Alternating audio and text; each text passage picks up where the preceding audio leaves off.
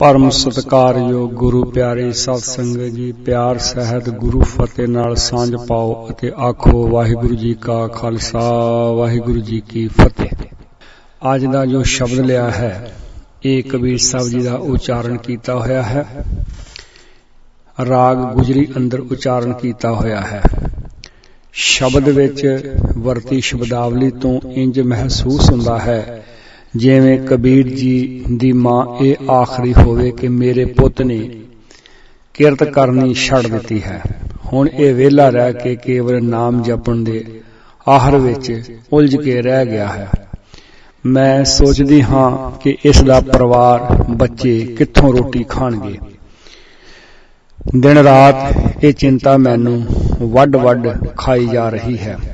उपरली निगाह नाल देखिया इहो ही प्रतीत हुंदा है, जिस करके साखीकारां ने घोटवें शब्दां विच साखी घड़ घड़ के कबीर जी नूं वेला साबित करन दा पूरा पूरा यतन कीता है।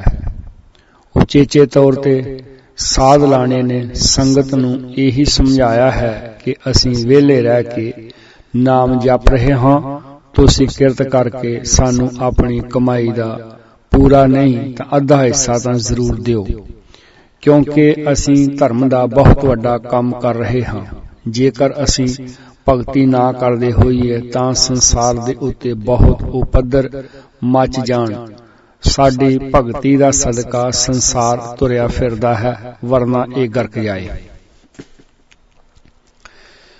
साडियां आम परिवारां विच भी देखण नूं मिल जांदा है, जद कोई बच्चा थोड़ा जिहा धर्म वाले पासे नूं झुका रखण लग पए, गुरुद्वारे आम जाण लग पए, घर दे तुरंत ही कहण लग पैंदे हन, हुण तूं गुरुद्वारे जोगा ही रह गया है, घर दा काम तां तैनूं दिसदा ही नहीं, जापदा ए तूं भाई बन गया है, अपना मंजा भी उत्थे ही लै जा। परिवारां वाले ये ते चाहुंदे ने कि साडा बच्चा धर्मी बने, पर ये चाहुंदे हन कि सिर्फ लोकां दीयां नज़रां विच ये धर्मी होवे, काम इस दे ओही होण जो सिर्फ परिवार नूं लाभ दे सकदे होण। धर्मी दसना चाहीदा है, अंदरों भावें होवे जां ना होवे कोई फर्क नहीं पैंदा। कबीर जी संबंधी भी इसे तरह दे ख्याल आम करके इन्हां साखियां विचों मिल जांदे हन। आओ देखिए इस शब्द विच कबीर जी मनुखता नूं की स्नेहा दे रहे हन। मुस मुस रोवै कबीर की माई, ए बारक कैसे जीव है रघुराई, तनना बुनना सब तज्यो है कबीर, हर का नाम लिख लियो शरीर रहाओ। जब लग तागा बाहों बेही, तब लग बिसरै राम स्नेही, होशी मत मेरी जात जुलाहा, हर का नाम लह्यो मैं लाहा। कहत कबीर सुनो मेरी माई, हमरा इनका दाता एक रघुराई। पन्ना गुरु ग्रंथ साहब महाराज जी दा 524, राग गुजरी, बाणी कबीर जी की। साखियां दी कबर तो ऊपर उठदियां रहाओ दे तुकां नूं समझण दी जरूरत है। तनना बुनना सब तज्यो है कबीर, हर का नाम लिख लियो शरीर। तनना बुनना शब्द आम करके ताणी बुनन वाले लई वरतिया गया है। जुलाहा वीर पहला ताना खिंचदा है, फिर उस विच पेटा पाउंदा है, इस नूं तनना बुनना कहा गया है। तज्यो है कबीर, काम करना कबीर जी ने छड़ दिता है, क्योंकि परमात्मा दे नाम नूं कबीर जी ने अपने शरीर उत्ते लिख लिया है। शरीर विच है दिमाग और शरीर दे बाहर हन ज्ञान इंद्रिय। इसदा भाव अर्थ है अंदरली गलत सोच, बाहरले ज्ञान इंद्रियां दी दुरवरतों करन तो संकोच करन लग पिया है। हर का नाम लिख लियो शरीर दा भाव ये नहीं कि अपने शरीर दे उत्ते परमात्मा दा नाम उन्हां ने खुरच खुरच के लिख लिया है। ਉਂਝ ਵੀ ਕਈਆਂ ਨੇ ਬਾਹਾਂ ਆਪਣੀਆਂ ਬਾਹਾਂ ਤੇ ਰਾਮ ਵਾਹਿਗੁਰੂ ਸ਼ਬਦ ਜਾਂ ਇੱਕ ਓੰਕਾਰ ਸ਼ਬਦ ਆਮ ਕਰਕੇ ਲਿਖਿਆ ਲਿਖਵਾਇਆ ਹੁੰਦਾ ਹੈ। ਪਰ ਕੀ ਅਜਿਹੇ ਨਾਮ ਲਿਖਵਾਉਣ ਵਾਲਾ ਆਦਮੀ ਧਰਮੀ ਬਣ ਜਾਂਦਾ ਹੈ? ਇਸ ਗੱਲ ਨੂੰ ਫਿਰ ਦੁਹਰਾ ਦਈਏ। ਹਰ ਕਾ ਨਾਮ ਲਿਖ ਲਿਓ ਸਰੀਰ ਦਾ ਭਾਵ ਇਹ ਨਹੀਂ ਕਿ ਕਬੀਰ ਜੀ ਨੇ ਆਪਣੇ ਸਰੀਰ ਤੇ ਪਰਮਾਤਮਾ ਦੇ ਨਾਮ ਨੂੰ ਖੁਰਚ ਕੇ ਲਿਖ ਲਿਆ ਹੈ। ਉਂਝ ਵੀ ਕਈਆਂ ਲੋਕਾਂ ਨੇ ਆਪਣੀਆਂ ਬਾਹਾਂ ਤੇ ਆਪਣੇ ਮੱਥੇ ਤੇ ਹੱਥਾਂ ਦੀਆਂ ਹਥੇਲੀਆਂ ਮਗਰਲੇ ਪਾਸੇ ਰਾਮ ਵਾਹਿਗੁਰੂ ਜਾਂ ਇੱਕ ਓੰਕਾਰ ਜਾਂ ਓਮ ਇਤਿਆਦਿਕ ਲਿਖਵਾਇਆ ਹੁੰਦਾ ਹੈ। ਪਰ ਕੀ ਅਜਿਹੇ ਨਾਮ ਲਿਖਵਾਉਣ ਵਾਲਾ ਆਦਮੀ ਧਰਮੀ ਬਣ ਜਾਂਦਾ ਹੈ? ਜੇ ਇਸ ਤਰ੍ਹਾਂ ਨਾਮ ਲਿਖਣ ਨਾਲ ਪਰਮਾਤਮਾ ਦੀ ਪ੍ਰਾਪਤੀ ਹੁੰਦੀ ਹੋਵੇ ਤਾਂ ਹਰ ਆਦਮੀ ਆਪਣੇ ਸਰੀਰ ਤੇ ਸਕੱਚ ਪੈਨ ਨਾਲ ਰੱਬ ਜੀ ਦਾ ਨਾਮ ਉੱਕਰ ਲਏ, ਪੱਕੇ ਰੰਗਾਂ ਨਾਲ ਨਾ ਉੱਕਰ ਲਏ ਤੇ ਇਹ ਆਖੇ, ਦੇਖੋ ਜੀ ਮੈਂ ਤਾਂ ਹੁਣ ਆਪਣੇ ਸਰੀਰ ਦੇ ਉੱਤੇ ਪਰਮਾਤਮਾ ਦਾ ਨਾਮ ਲਿਖ ਲਿਆ ਹੈ, ਰੱਬ ਜੀ ਤਾਂ ਮੇਰੀ ਮੁੱਠੀ ਵਿੱਚ ਹਨ। ਇਸ ਤੋਂ ਵੱਡਾ ਅੰਧ ਵਿਸ਼ਵਾਸ ਹੋਰ ਕੀ ਹੋ ਸਕਦਾ ਹੈ? ਹਰ ਕਾ ਨਾਮ ਲਿਖ ਲਿਓ ਸਰੀਰ ਦਾ ਭਾਵ ਅਰਥ ਹੈ ਆਤਮਿਕ ਸੂਝ ਦਾ ਪੈਦਾ ਹੋਣਾ, ਜ਼ਿੰਦਗੀ ਦੀਆਂ ਬਰੀਕੀਆਂ ਨੂੰ ਸਮਝਣਾ ਤੇ ਸਰੀਰ ਵਿਚਲੇ ਗਿਆਨ ਇੰਦਰੀਆਂ ਦੀ ਸਹੀ ਵਰਤੋਂ ਕਰਨ ਦੀ ਪਹਿਚਾਣ ਹੋ ਜਾਣੀ ਨੂੰ ਹਰ ਕਾ ਨਾਮ ਲਿਖਿਆ ਕਿਹਾ ਜਾ ਸਕਦਾ ਹੈ। ਇਸੇ ਹੀ ਬੰਦ ਦੀ ਪਹਿਲੀ ਤੁਕ ਵਿੱਚ ਤਨਨਾ ਬੁਨਣਾ ਸ਼ਬਦ ਆਇਆ ਏ। ਇਸ ਤੋਂ ਅੰਦਾਜ਼ਾ ਲਗਾ ਲਿਆ ਕਿ ਕਬੀਰ ਜੀ ਨੇ ਆਪਣੀ ਕਿਰਤ ਕਰਨੀ ਛੱਡ ਦਿੱਤੀ ਹੈ। ਤਨਨਾ ਬੁਨਣਾ ਸਭ ਤਜਿਓ ਹੈ। ਕਬੀਰ ਦਾ ਭਾਵ ਮਨ ਵਿੱਚ ਵਿਕਾਰਾਂ ਦੀਆਂ ਜੋ ਬੁਣਤੀਆਂ ਬੁਣੀਆਂ ਜਾ ਰਹੀਆਂ ਹਨ, ਮੁਕੰਮਲ ਤੌਰ ਤੇ ਉਹਨਾਂ ਨੂੰ ਰੱਦ ਕਰ ਦਿੱਤਾ ਹੈ।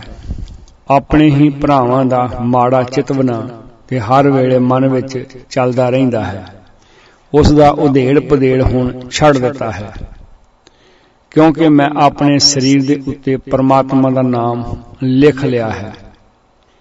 ਰਹਾਉ ਦੀਆਂ ਤੁਕਾਂ ਵਿੱਚ ਸੁਭਾਅ ਦੀ ਤਬਦੀਲੀ ਰਾਤ ਦੇ ਅੰਧੇਰੇ ਤੋਂ ਸਜਰੀ ਤੇਲ ਵਾਂਗ ਸਦਾ ਬਹਾਰ ਖਿੜਿਆ ਹੋਇਆ ਸਨੇਹਾ ਲੈ ਕੇ ਆਵਾਜ਼ ਦੇ ਰਹੀ ਹੈ। ਇਹ ਬੁਰਾ ਚਿਤਵਨਾ ਤੇ ਮੰਦੀਆਂ ਗੋਂਦਾਂ ਗੁੰਦਣੀਆਂ ਮੁੱਢਲੇ ਤੌਰ ਤੇ ਤਿਆਗ ਦਿੱਤੀਆਂ ਹਨ।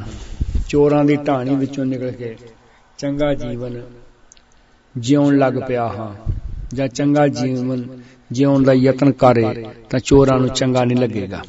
ਫਿਰ ਮੈਂ ਬੇਨਤੀ ਕਰਾਂ, ਚੋਰਾਂ ਦੀ ਢਾਣੀ ਵਿੱਚੋਂ ਕੋਈ ਬੰਦਾ ਨਿਕਲ ਕੇ ਚੰਗਾ ਜੀਵਨ ਜਿਉਣ ਦਾ ਯਤਨ ਕਰੇ ਤਾਂ ਚੋਰਾਂ ਨੂੰ ਚੰਗਾ ਨਹੀਂ ਲੱਗੇਗਾ।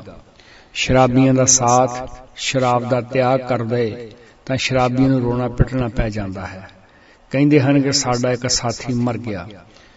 ਸਾਡੇ ਮਨ ਅੰਦਰ ਹਰ ਵੇਲੇ ਚੰਗੇ ਮਾੜੇ ਸੰਕਲਪ ਚੱਲਦੇ ਹੀ ਰਹਿੰਦੇ ਹਨ, ਪਰ ਮਾੜੀ ਮੱਤ ਹਰ ਵੇਲੇ ਆਪਣੀ ਪ੍ਰਧਾਨਤਾ ਹੀ ਦਿਖਾਉਂਦੀ ਰਹਿੰਦੀ ਹੈ। ਭੈੜੀ ਮੱਤ ਦੀ ਆਪਣੀ ਸੰਤਾਨ ਹੈ, ਚੰਗੀ ਮੱਤ ਦੀ ਆਪਣੀ ਸੰਤਾਨ ਹੈ। ਹਰ ਦੇਸ਼ ਦੀ ਪੁਲਿਸ ਦਾ ਕੰਮ ਹੈ ਤਾਂ ਇਹੀ ਹੁੰਦਾ ਏ, ਅਪਰਾਧੀ ਨੂੰ ਪਕੜ ਕੇ ਉਸ ਨੂੰ ਚੰਗੇ ਰਸਤੇ ਲਿਆਂਦਾ ਜਾਏ। ਪੁਰਾਣੀ ਮਾੜ ਧਾੜ ਛੱਡ ਕੇ ਅੱਗੋਂ ਚੰਗੇ ਕਰਮ ਕਰਨ ਦਾ ਪ੍ਰਣ ਕਰੇ। ਰਹਾਉ ਦੀਆਂ ਤੁਕਾਂ ਵਿੱਚ ਪਰਮਾਤਮਾ ਦੇ ਗੁਣਾਂ ਨੂੰ ਅਖਤਿਆਰ ਕਰਕੇ ਮਾੜੇ ਸੰਕਲਪ ਮਾੜੇ ਕਰਮ ਕਰਨ, ਮਾੜੇ ਸੰਕਲਪਾਂ ਤੋਂ ਛੁਟਕਾਰੇ ਦੀ ਗੁਲਦਾਰ ਗੱਲ ਦੁਹਰਾਈ ਗਈ ਹੈ। ਤਨਨਾ ਬਨਣਾ ਸਭ ਤਜਿਓ ਹੈ। ਕਬੀਰ ਹਰ ਕਾ ਨਾਮ ਲਿਖ ਲਿਓ ਸਰੀਰ। ਤਨਨਾ ਬਨਣਾ ਸਭ ਤਜਿਓ ਦਿਆ ਭਾਵ ਅਰਥ ਹੈ ਮੰਦਾ ਚਿਤਵਨ ਦੀਆਂ ਜੋ ਬੁਣਤੀਆਂ ਆਪਣੇ ਦਿਮਾਗ ਵਿੱਚ ਮੈਂ ਬੁਣ ਰਿਹਾ ਸਾਂ ਜਾਂ ਜੋ ਬੁਣਤੀਆਂ ਬੁਣੀਆਂ ਜਾ ਰਹੀਆਂ ਸਨ, ਉਹਨਾਂ ਨੂੰ ਹੁਣ ਸਦਾ ਲਈ ਛੱਡ ਦਿੱਤਾ ਹੈ, ਕਿਉਂਕਿ ਸਰੀਰ ਤੇ ਨਾਮ ਨੂੰ ਪਰਮਾਤਮਾ ਦਾ ਸਰੀਰ ਤੇ ਪਰਮਾਤਮਾ ਨੂੰ ਲਿਖ ਲਿਆ ਹੈ। ਇਹਨਾਂ ਤੁਕਾਂ ਵਿੱਚ ਭੈੜੀ ਮੱਤ ਛੱਡ ਕੇ ਰੱਬੀ ਗੁਣਾਂ ਦੀ ਸਾਂਝ ਦਾ ਨਵੇਕਲਾ ਐਲਾਨ ਕੀਤਾ ਗਿਆ ਹੈ। ਸ਼ਬਦ ਦੇ ਪਹਿਲੇ ਬੰਦ ਵਿੱਚ ਹੋਰ ਵੀ ਵਿਸਥਾਰ ਆਇਆ ਹੈ। ਮੁਸ ਮੁਸ ਰੋਵੇ ਕਬੀਰ ਕੀ ਮਾਈ, ਇਹ ਬਾਰਕ ਕੈਸੇ ਜੀਵੇਂ ਹੈ ਰਘੁਰਾਈ। ਸਾਖੀਕਾਰਾਂ ਨੇ ਬੇਦਰਦੀ ਨਾਲ ਲਿਖਿਆ ਹੈ ਕਿ ਕਬੀਰ ਜੀ ਦੀ ਮਾਈ ਡੁੱਸ ਕੇ ਰੋਂਦਿਆਂ ਹੋਇਆਂ ਲੋਕਾਂ ਨੂੰ ਆਖ ਰਹੀ ਏ, ਲੋਕੋ ਮੇਰਾ ਪੁੱਤ ਕਮਲਾ ਹੋ ਗਿਆ ਹੈ, ਘਰ ਦਾ ਕੰਮ ਕਾਜ ਹੀ ਛੱਡ ਗਿਆ ਹੈ। ਹੁਣ ਸਿਰਫ ਸਾਧ ਲਾਣੇ ਦੇ ਪਿੱਛੇ ਫਿਰਦਿਆਂ ਜਾਂ ਸਾਧ ਲਾਣੇ ਦੇ ਪਿੱਛੇ ਫਿਰਦਿਆਂ ਹੋਇਆਂ ਕੇਵਲ ਨਾਮ ਜਪਣ ਦੇ ਆਹਰ ਵਿੱਚ ਹੀ ਲੱਗ ਗਿਆ ਹੈ। ਮੈਂ ਤੇ ਇਹ ਸੋਚਦੀ ਹਾਂ ਕਿ ਇਸ ਦੇ ਪਰਿਵਾਰ ਦੇ ਨਿੱਕੇ ਜੀਆਂ ਦਾ ਕੀ ਬਣੇਗਾ। ਸਿੱਖੀ ਦਾ ਸਿਧਾਂਤ ਦੇਖਿਆ ਜਾਏ ਤਾਂ ਕਿਰਤ ਦੀ ਪ੍ਰਧਾਨਤਾ ਦਾ ਲਕਸ਼ ਉਗੜ ਕੇ ਸਾਹਮਣੇ ਆਉਂਦਾ ਹੈ ਕਿ ਕਬੀਰ ਜੀ ਪਰਿਵਾਰਕ ਜ਼ਿੰਮੇਵਾਰੀਆਂ ਤੋਂ ਭੱਜ ਰਹੇ ਹਨ ਜਾਂ ਆਪਣੀ ਕਿਰਤ ਛੱਡ ਰਹੇ ਹਨ। ਰਹਾਉ ਦੀਆਂ ਤੁਕਾਂ ਵਿੱਚ ਸਰੀਰ ਤੇ ਨਾਮ ਲਿਖਣ ਦੀ ਗੱਲ ਆਉਂਦੀ ਹੈ। ਇਸ ਦਾ ਭਾਵ ਲੈਣਾ ਹੈ ਸੂਝ, ਗਿਆਨ ਤੇ ਸਦਗੁਣਾਂ ਦੀ ਸੋਝੀ ਪੈਦਾ ਹੋਣੀ। ਮੁਸ ਰੋਵੇ ਕਬੀਰ ਕੀ ਮਾਈ। ਗੁਰਬਾਣੀ ਵਿੱਚ ਮਾਈ ਜਾਂ ਮਾਤਾ ਮਤ ਨੂੰ ਵੀ ਆਖਿਆ ਗਿਆ ਹੈ। ਮੁਸ ਸਰੀਰ ਰੂਪੀ ਮਾਤਾ ਜੀ ਨਹੀਂ ਰੋਂਦੇ, ਸਗੋਂ ਭੈੜੀ ਮਤ ਡੁੱਸ ਕੇ ਵਿਰਲਾਪ ਕਰ ਰਹੀ ਹੈ, ਮੇਰੀ ਭੈੜੀ ਸੰਤਾਨ ਕੀ ਖਾਏਗੀ। ਇੱਕ ਸੰਤਾਨ ਮਨ ਦੀ, ਦੂਜੀ ਸਰੀਰ ਦੀ ਸੰਤਾਨ ਮੰਨੀ ਗਈ ਹੈ। ਜੇ ਕੋਈ ਕਾਮ, ਕ੍ਰੋਧ, ਲੋਭ, ਮੋਹ, ਹੰਕਾਰ ਦੇ ਰੂਪ ਵਿੱਚ ਗਿਆਨ ਇੰਦਰੀਆਂ ਰਾਹੀਂ ਤੇ ਦੂਜੀ ਧੀਆਂ ਪੁੱਤਰਾਂ ਦੇ ਰੂਪ ਵਿੱਚ ਪ੍ਰਗਟ ਹੁੰਦੀ ਹੈ। ਇਹ ਬਾਰ ਕੈਸੇ ਜੀਵੇਂ ਰਘੁਰਾਈ, ਇਹ ਮੇਰੇ ਵਿਕਾਰੀ ਬੱਚੇ ਕਿੰਝ ਜਿਉਂਦੇ ਰਹਿ ਸਕਣਗੇ। ਦਾਦੀ ਮਾਂ ਅਕਸਰ ਹੀ ਆਪਣੇ ਬੱਚਿਆਂ ਨੂੰ ਦੱਸਦੀ ਰਹਿੰਦੀ ਹੈ, ਪੁੱਤ ਚੰਗੀ ਮੱਤ ਲੈਣ ਗਿਆ ਵੀ ਨਹੀਂ ਮਿਲਦੀ ਤੇ ਭੈੜੀ ਮੱਤ ਉੱਡ ਕੇ ਆਪਣੇ ਆਪ ਹੀ ਆ ਜਾਂਦੀ ਹੈ। ਭੈੜੀਆਂ ਚਿਤਵਨੀਆਂ ਸਾਡੀਆਂ ਅੱਖਾਂ, ਕੰਨਾਂ, ਹੱਥਾਂ ਰਾਹੀਂ ਬਾਹਰਲੇ ਤਲ ਉੱਤੇ ਆ ਕੇ ਸਮਾਜ ਵਿੱਚ ਪ੍ਰਗਟ ਹੁੰਦੀਆਂ ਹਨ। ਅਮਲੀਆਂ ਦੀ ਸ਼੍ਰੇਣੀ ਵਿੱਚੋਂ ਜੇ ਕੋਈ ਅਮਲੀ ਨਸ਼ਾ ਪਤਾ ਛੱਡ ਜਾਏ ਤਾਂ ਸਭ ਤੋਂ ਵੱਧ ਦੁੱਖ ਅਮਲੀਆਂ ਨੂੰ ਹੀ ਹੁੰਦਾ ਹੈ ਤੇ ਇਹ ਕੁਦਰਤੀ ਗੱਲ ਹੈ। ਚੰਗੀ ਮੱਤ ਗ੍ਰਹਿਣ ਕਰਦਿਆਂ ਭੈੜੀ ਮੱਤ ਨੂੰ ਰੋਣਾ ਤਾਂ ਆਉਣਾ ਹੀ ਹੈ। ਸੋ ਇਹਨਾਂ ਤੁਕਾਂ ਵਿੱਚ ਕਬੀਰ ਮਾੜੀ ਮੱਤ ਦੇ ਵਿਲਕਣ ਦੀ ਗੱਲ ਕਰ ਰਹੇ ਹਨ, ਕਿਉਂਕਿ ਰਹਾਉ ਦੀਆਂ ਤੁਕਾਂ ਵਿੱਚ ਸ੍ਰੇਸ਼ਟ ਮੱਤ ਦੇ ਪ੍ਰਗਟਾਅ ਦਾ ਉਜਾਲਾ ਉਤਪੰਨ ਹੋਇਆ ਹੈ। ਕਿਰਸਾਨੀ ਨਾਲ ਸੰਬੰਧ ਰੱਖਣ ਵਾਲਾ ਖੇਤੀ ਦੀਆਂ ਉਦਾਹਰਨਾਂ ਦੇ ਕੇ ਗੱਲ ਸਮਝਾਏਗਾ ਤੇ ਦੁਕਾਨਦਾਰ ਵਪਾਰ ਦੀਆਂ ਮਿਸਾਲਾਂ ਦੇ ਕੇ ਆਪਣੀ ਗੱਲ ਨੂੰ ਸੰਪੂਰਨ ਕਰੇਗਾ। ਜਾਨੀ ਕਿ ਹਰ ਖੇਤਰ ਦਾ ਮਨੁੱਖ ਆਪਣੇ ਹੀ ਕਿੱਤੇ ਦੀ ਮਿਸਾਲ ਦੇਵੇਗਾ। ਕਬੀਰ ਜੀ ਦਾ ਧੰਦਾ ਕੱਚੇ ਸੂਤ ਨੂੰ ਲੈ ਕੇ ਤਾਣੀ ਉੱਨ ਦਾ ਹੈ। ਇਸ ਲਈ ਕਬੀਰ ਜੀ ਨੇ ਪ੍ਰਤੀਕ ਵੀ ਅਜਿਹੇ ਹੀ ਲਏ ਹਨ। ਇਸ ਸ਼ਬਦ ਦੇ ਦੂਸਰੇ ਬੰਦ ਵਿੱਚ ਕਬੀਰ ਜੀ ਨੇ ਤਾਣੀ ਵਿੱਚ ਉਣਦਿਆਂ ਤੇ ਧਾਗਾ ਪਾਉਂਦਿਆਂ ਦੀ ਮਿਸਾਲ ਲੈ ਕੇ ਭੈੜੀ ਮੱਤ ਤੇ ਚੰਗੀ ਮੱਤ ਦਾ ਖੁਲਾਸਾ ਕੀਤਾ ਹੈ। ਤੁਕਾਂ ਦਾ ਪਾਠ ਇਸ ਤਰ੍ਹਾਂ ਹੈ, ਜਬ ਲਗ ਤਾਗਾ ਬਾਹੋਂ ਬੇਹੀ, ਤਬ ਲਗ ਬਿਸਰੈ ਰਾਮ ਸਨੇਹੀ। ਕਬੀਰ ਜੀ ਆਖਦੇ ਹਨ ਕਿ ਜਦੋਂ ਮੈਂ ਨਲਕੀ ਵਿੱਚ ਧਾਗਾ ਪਾਉਣ ਲਈ ਫੂਕ ਮਾਰਦਾ ਹਾਂ ਤਾਂ ਮੇਰੇ ਪਾਸੋਂ ਪਰਮਾਤਮਾ ਦਾ ਨਾਮ ਵਿਸਰ ਜਾਂਦਾ ਹੈ।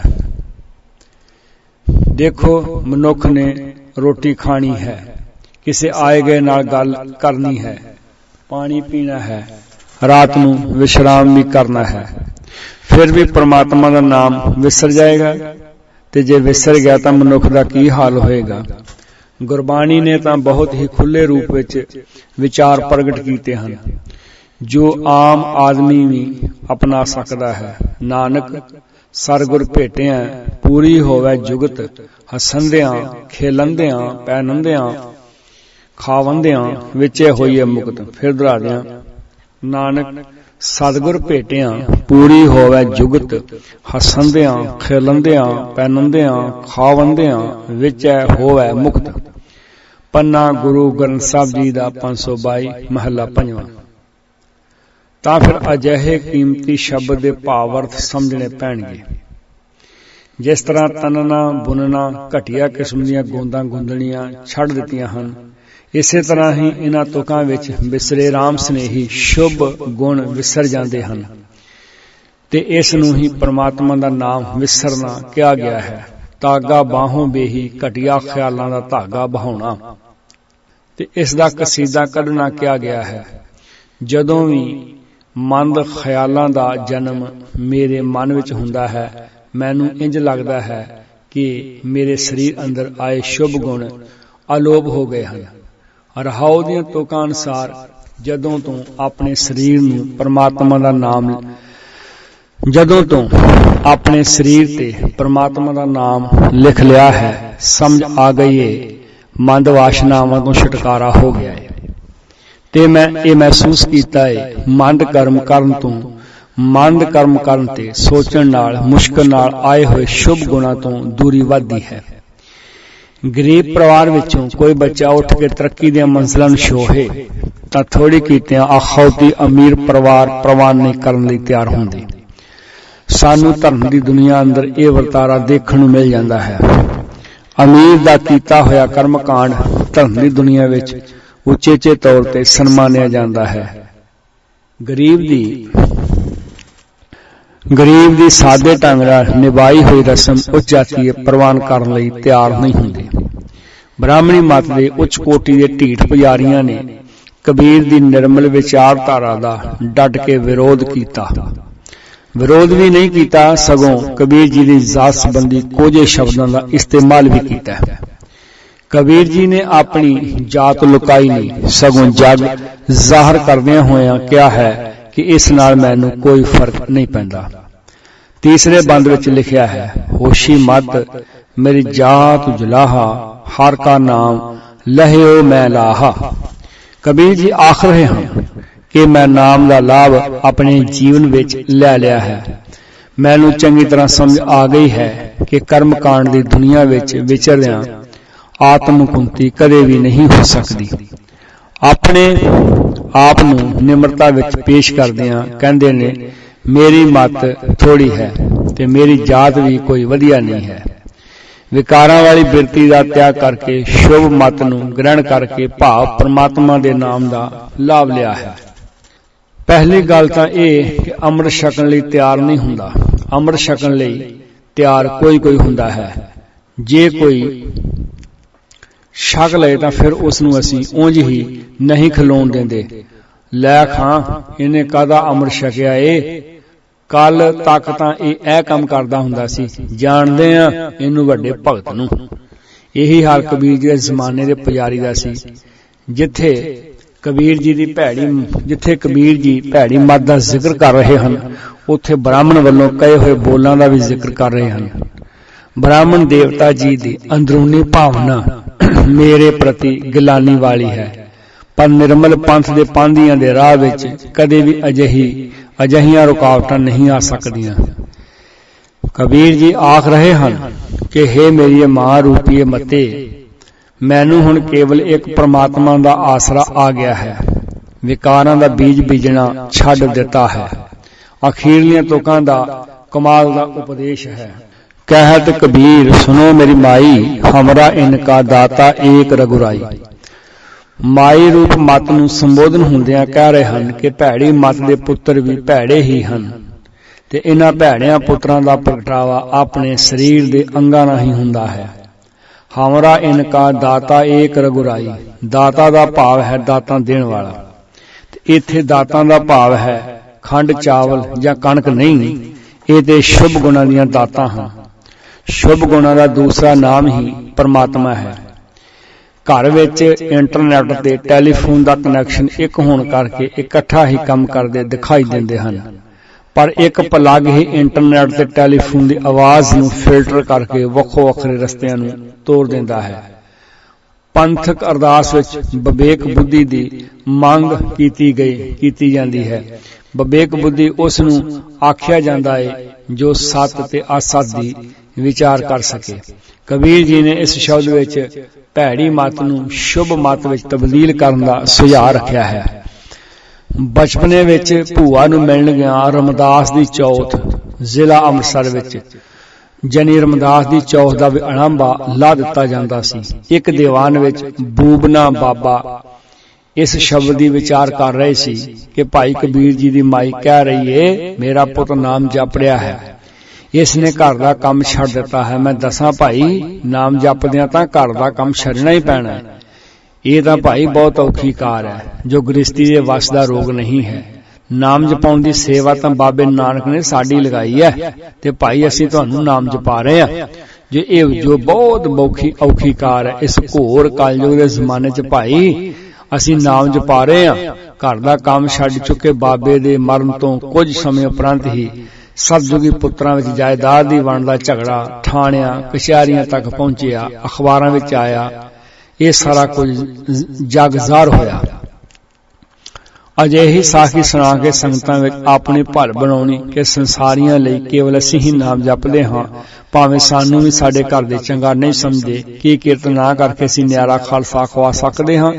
ਸੋ ਕਬੀਰ ਜੀ ਨੇ ਇਸ ਸ਼ਬਦ ਵਿੱਚ ਸ਼ੁਭ ਗੁਣ ਗ੍ਰਹਿਣ ਕਰਨ ਦੀ ਗੱਲ ਕਰਦਿਆਂ ਭੈੜੀ ਮਤ ਦਾ ਤਿਆਗ ਕਰਨ ਦੀ ਗੱਲ ਕਹੀ ਹੈ।